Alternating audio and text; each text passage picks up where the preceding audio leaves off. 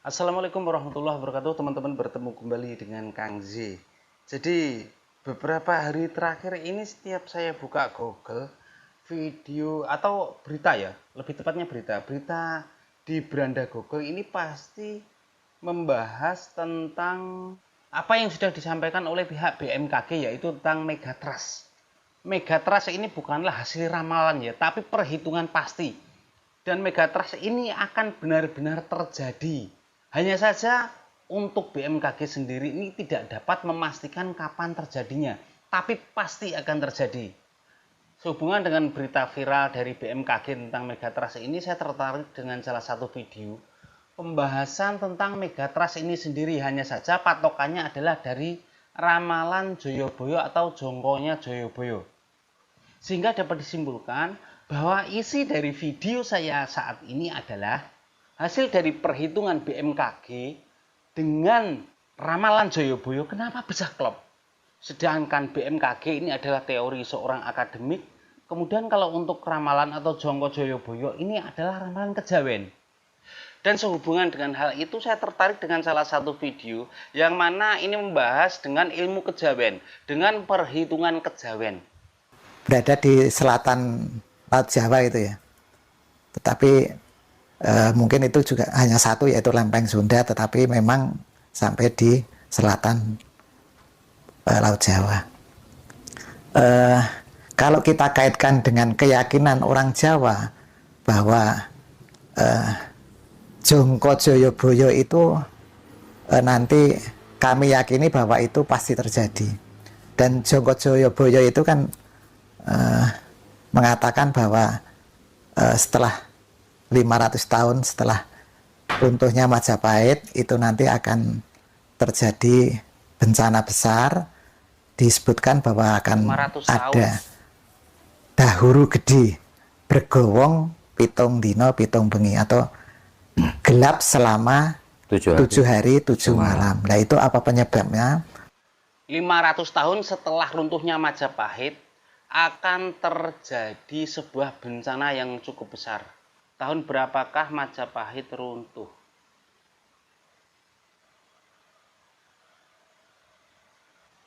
(1527). Sekarang tahun 2025.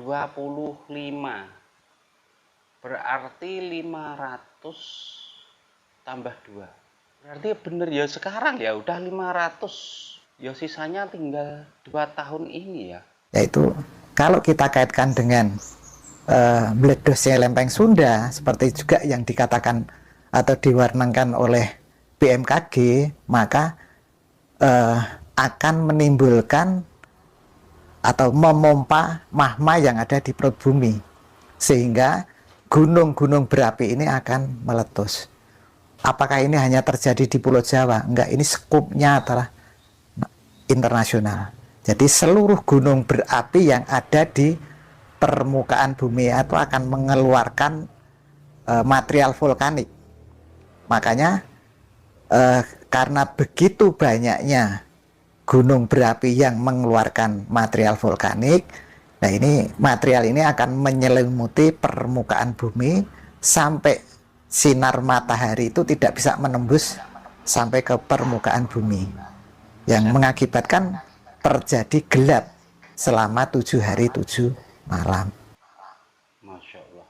Oke, sekarang saya penasaran. Berapakah jumlah gunung berapi aktif di dunia untuk tahun 2025 ini? Diperkirakan sekitar 1350 gunung berapi secara global berpotensi aktif. Contoh di Indonesia. Indonesia adalah negara dengan jumlah gunung berapi aktif terbanyak di dunia. Indonesia bro, terbanyak gunung api dengan 127 gunung berapi aktif yang terus dipantau. Berarti ya masuk akal juga ya jika memang benar 500 tahun setelah runtuhnya Majapahit akan ada bencana yang besar, di mana di situ akan gelap gulita. Bayangin aja kalau 127 gunung berapi ini meletus semua mengeluarkan asap abu vulkanik. Masya Allah. Ini yang nah, untuk bisa selamat menghadapi itu, mestinya secara umum orang tidak akan mampu untuk bertahan menghadapi kejadian seperti itu, karena kita menghirup udara yang polusinya tinggi saja kita kesulitan untuk bernapas. Benar, Apalagi dengan adanya material vulkanik yang begitu pekat. Apalagi itu juga mengandung gas beracun. Apakah mungkin manusia itu bisa bertahan dalam kondisi seperti itu? Pesan saya, sebelum terjadi, mestinya kita lebih baik sedia payung sebelum hujan.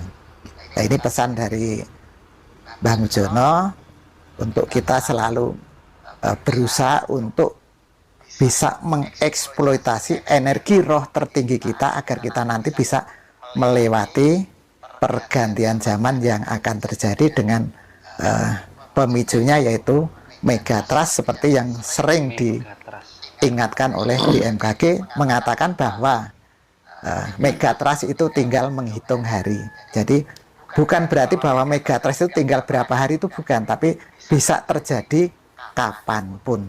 Karena kalau megatrust itu tidak bisa diprediksi. Berbeda aktivitas Gunung Merapi itu bisa diprediksi nanti akan meledos tanggal berapa atau hari apa, itu bisa prediksi. Tapi kalau gempa bumi itu tidak atau belum mampu untuk diprediksi. Mungkin itu yang Megatrust adalah pelepasan energi atau gempa megatrust.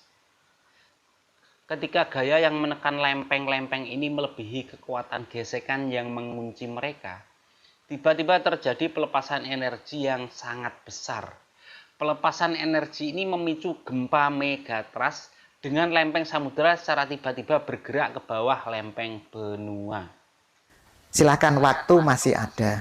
Bahkan saya berani membocorkan bahwa Simbah itu belum lama ini mengatakan ke saya, Gun, Ben 2 tahun ini, tahun 25 dan tahun 26, ben donggo menikmati nangkane. Lah, tetapi Simbah tidak mengatakan bahwa karena besok tahun 2027 itu akan terjadi megatrust, tidak mengatakan. Tapi dengan premis-premis yang ada ini, itu kita mestinya dengan logika kita bisa menarik kesimpulan bahwa kita bayangin aja ya, seandainya gempa yang besar ini benar-benar terjadi, khususnya di Indonesia, kita nggak usah membahas luar negeri, Indonesia saja. Seperti hasil googling kita ini tadi, bahwa Indonesia itu ada sekitar 127 gunung berapi yang aktif. Seandainya 127 gunung ini aktif semua dan menyemburkan abu panas, abu vulkanik, Masya Allah. Saya menangkap apa cerita yang disampaikan Pak Gun. Cuman begini, dua kejadian itu tidak mengartikan bahwa apa yang disampaikan Mbah Mujono itu suatu kebenaran. Apalagi kalau prediksi sampai terjadi tsunami 400 atau 500 meter itu suatu hal yang sangat mengerikan. Bahkan dari lembaga atau otoritas yang menangani masalah itu kan ya, itu prediksinya mungkin hanya sekitar 20 atau 30 meter saja. Mereka sebagai basic, mungkin seorang akademisi melakukan riset bertahun-tahun dan sebagainya. Jadi sangat mungkin tidak ada kaitan antara dua hal yang barusan Pak Gun pakai contoh. Ini yang saya tanyakan, ini kan masalah tadi pesan yang akan disampaikan itu ilusinya sepertinya kan sangat-sangat tidak masuk di akal. Maka arah saya itu ya untuk menjawab apa yang ditanyakan Mas Didi tadi, apakah itu ada campur tangan non fisik itu ya? Karena secara fisik BMKG itu dia bisa menghitung itu kan secara fisik itu ya. Secara fisik itu kekuatan gempa megatrust itu mampu menimbulkan goncangan sebesar 8,9 skala Richter. Ya, 8,9. Dan bisa menimbulkan gelombang tsunami setinggi 20 meter. Tetapi dia tidak bisa melihat faktor non fisik. Nah, disinilah karena Simbah itu dia bukan seorang ilmuwan fisika satu atau fisik, tetapi Mbah Mujono itu adalah seorang ilmuwan metafisik. Dia melakukan riset tentang metafisik atau fisika tinggi atau metafisika, sehingga Simbah mampu melihat faktor